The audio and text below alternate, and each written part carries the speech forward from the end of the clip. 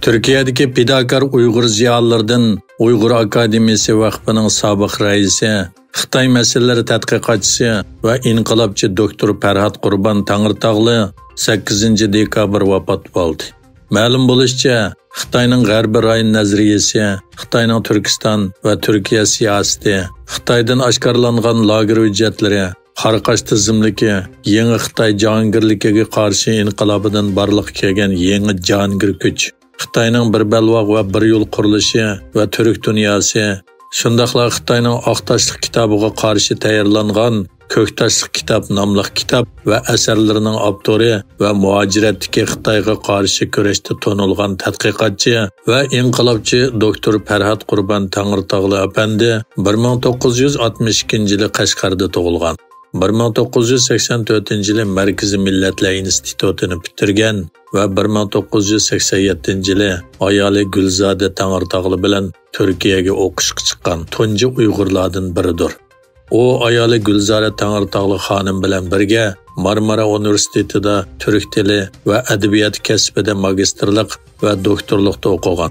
Onun vaqtsiz vafoti muajiratdagi Uyg'urlar orasida motam kayfiyati paydo qildi.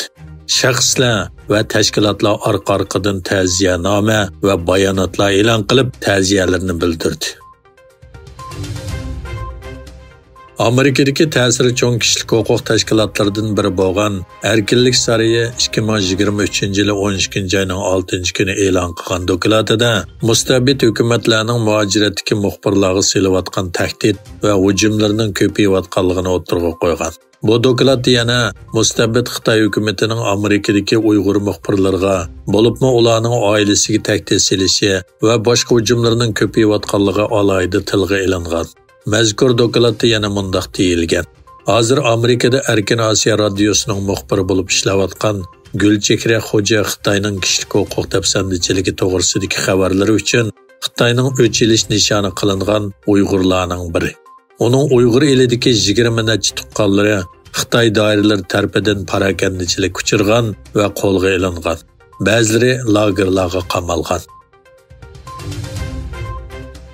Xitoyda ishlab chiqaruvchilar va iste'molchilarning baho ko'rsatkichining tuvallishi pul paxalligi xavfiga bo'lgan andishlarni kuchaytmoqda.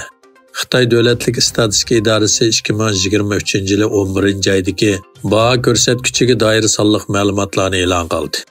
Noyabrda ishlab chiqaruvchilarning baho ko'rsatkichi 3%, iste'mol baho ko'rsatkichi bulturga o'xshash mazgildagiga selishtirganda 0,5% tuvalligan.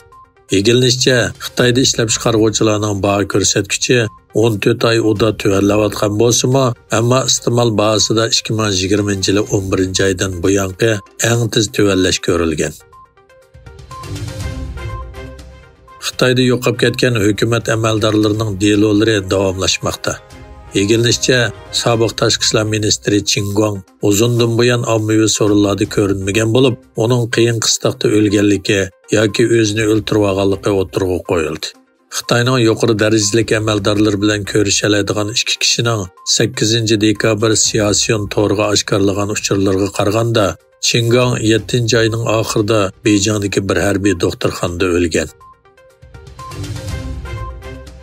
Xitoy Kompartiyasining yuqori darajali qaror chiqarish organi bo'lgan Siyosiy byuroning bayonotida Xitoyning 2024-yili davlat ichi ehtiyojini oshirganligi, iqtisodning asliga kelishini kuchaytganligi va ehtiyotchan pul siyosatini yo'lga qo'yganligi o'tirg'a qo'yildi. Qirg'iziston Cumhuriyati Tashqi ishlar ministrligi 31 ayol va 65 bolaning Suriyadan Qirg'izistonga qaytib kelganligini e'lon qildi. Ministerlikning axborot mulozimatining uchurga qaraganda, ularning hammasi Suriyaning sharq-shimolidagi alohida lagerlarda bo'lib, Aykul 4 nomli insonparvarlik harakatining bir qismi sifatida Qirg'izistonga elib kelingan.